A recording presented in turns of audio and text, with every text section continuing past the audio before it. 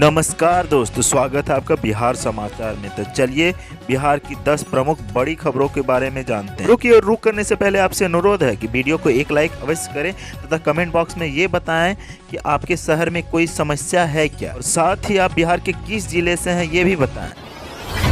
Vaccine trial के लिए AIIMS को नहीं मिल रहे हैं वॉलंटियर, 5 दिन में 40 ने ली डोज, 1000 का टारगेट। बिहारी हीरो है या जीरो, यह आपको तय करना है। आप हीरो हुए तो पूरे देश में कोरोना को मात मिलेगी, अगर जीरो हुए तो वायरस को मात देने वाली वैक्सीन के लिए पूरे देश को लंबा इंतजार करना होगा।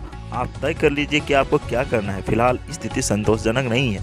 पटना एम्स में चल रहे वैक्सीन के तीसरे और अंतिम चरण के ट्रायल में अब तक 5 दिनों में महज 40 वॉलंटियर ही आए हैं। ट्रायल 1000 लोगों पर करना है। वॉलंटियर की संख्या ऐसे ही कम रही तो वैक्सीन के लिए पूरा देश को लंबा इंतजार करना होगा। कोविड वैक्सीन को लेकर ट्रायल अब तीसरे चरण में है। कोरोना को मात देने वाली वैक्सीन को लेकर उम्मीद बढ़ रही है।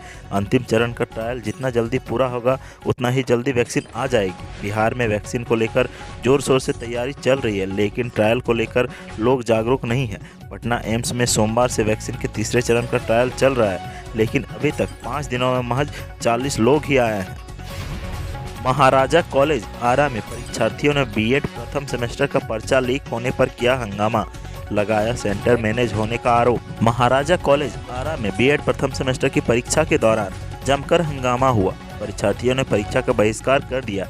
हंगामे की सूचना पर पहुंची पुलिस ने परीक्षार्थियों को समझाकर मामला शांत कराया। बीएड प्रथम सेमेस्टर की परीक्षा देने आए परीक्षार्थियों ने बताया कि 10:21 में छात्रों के मोबाइल पर पर्चा लीक हो गया। परीक्षार्थियों का कहना था कि किसी कॉलेज ने पैसा देकर सेंटर मैनेज कराया है। उस कॉलेज के 10-15 लड़के परीक्षा केंद्र पर गए और मोबाइल देखकर परीक्षा देने लगे। इससे आक्रोशित अन्य परीक्षार्थियों ने उन्हें भगा दिया और परीक्षा का बहिष्कार कर दिया।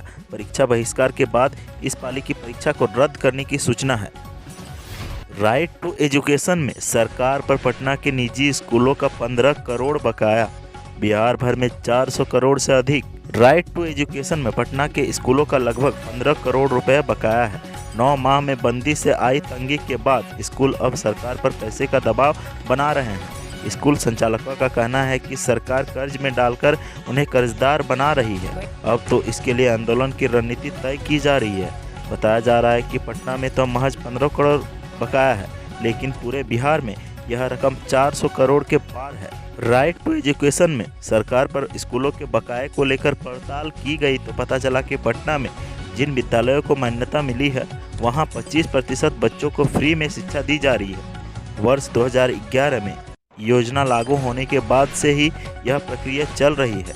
इसके लिए प्रशासन के साथ शिक्षा विभाग भी स्कूलों पर दबाव बनाता है। Private school and children's welfare association के राष्ट्रीय अध्यक्ष सैयद समायल अहमद ने आरोप लगाया है कि 25% छात्रों को मुफ्त में शिक्षा देनी है, लेकिन इसका पैसा सरकार नहीं दे रही है। 4 साल से पूरे बिहार में स्कूल का बकाया है।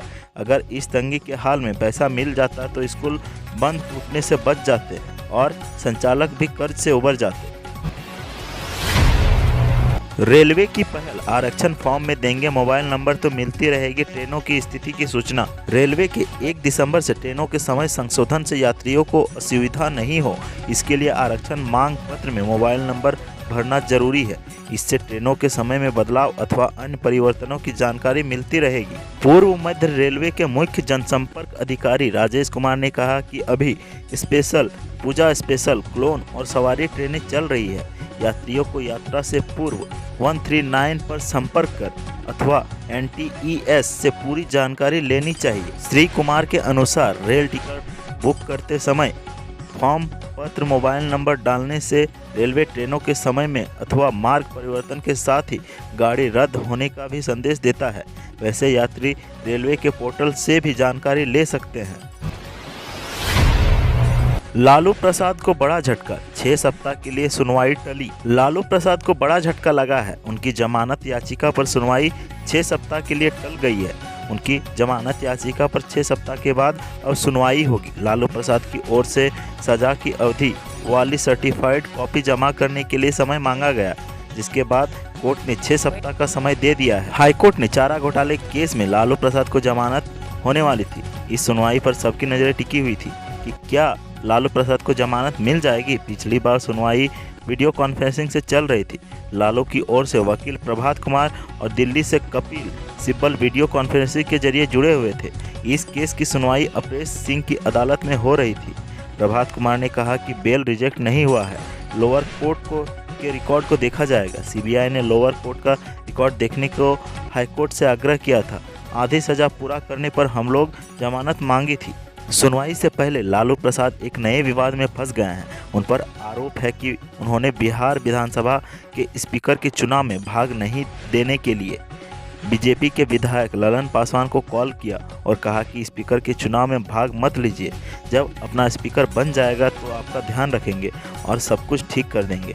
सरकार को गिरा देना है। इसको लेकर बीजेपी ने रांची हाईकोर्ट में एक PIL दायर किया है। तेजस्वी ने बढ़ते अपराध को लेकर बीजेपी को घेरा, कहा जंगलराज के नाम पर डराते थे, अब तो जवाब दीजिए। बिहार में बढ़ते अपराध को लेकर एक बार फिर से तेजस्वी यादव ने नीतीश कुमार पर हमला बोला है।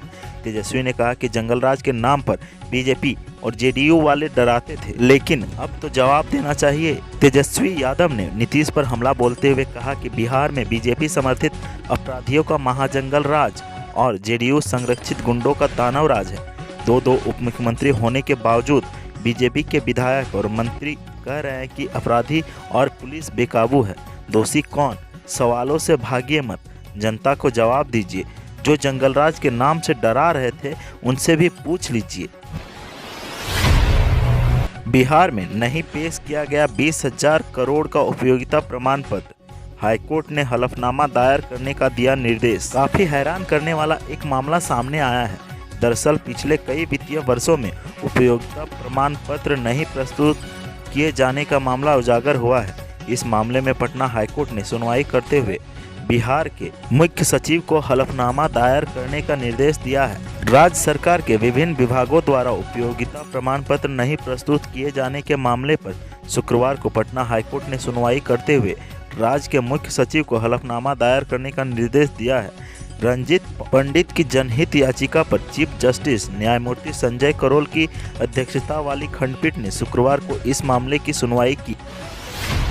फर्जी डिग्री केस में हाईकोर्ट ने बिहार सरकार से मांगा जवाब। शिक्षकों के मामले पर हो रही थी सुनवाई। पटना हाईकोर्ट ने राज्य के स्कूलों में कथित तौर पर बड़े पैमाने पर फर्जी डिग्रियों के आधार पर सेवा में बने शिक्षकों के मामले पर सुनवाई करते हुए राज्य सरकार से आगामी 9 जनवरी तक जवाब देने का निर्देश दिया है। चीफ जस्टिस न्यायमूर्ति संजय करोल की अध्यक्षता वाली खंडपीठ ने रंजीत पंडित की जनहित याचिका पर सुनवाई करते हुए कहा कि जवाब देने के लिए राज्य सरकार को यह आखिरी मोहलत दी गई है। याचिकाकर्ता के अधिवक्ता दीनू कुमार ने अदालत को बताया कि राज्य के स्कूलों में बड़े पैमाने पर फर्जी डिग्रियों के आधार पर शिक्षक नौकरी कर रहे हैं। अधिवक्ता दीनू कुमार ने बताया कि ऐसे शिक्षकों की संख्या लाख में है। निगरानी विभाग की ओर से कहा गया है कि ऐसे अवैध रूप से सरकारी सेवा में बने शिक्षकों के मामले की जांच में बाधा का सामना करना पड़ रहा है। अभी तक उन शिक्षकों का फोल्डर भी पूरे तौर पर उपलब्ध नहीं कराया गया है। इस मामले पर अगली सुनवाई आगामी 9 जनवरी को की जाएगी। अधिवक्ता दीनू कुमार ने बताया कि ऐसे शिक्षकों की संख्या 11,04,000 है, जिनके फोल्डर विजिलेंस को उपलब्ध नहीं कराए गए हैं।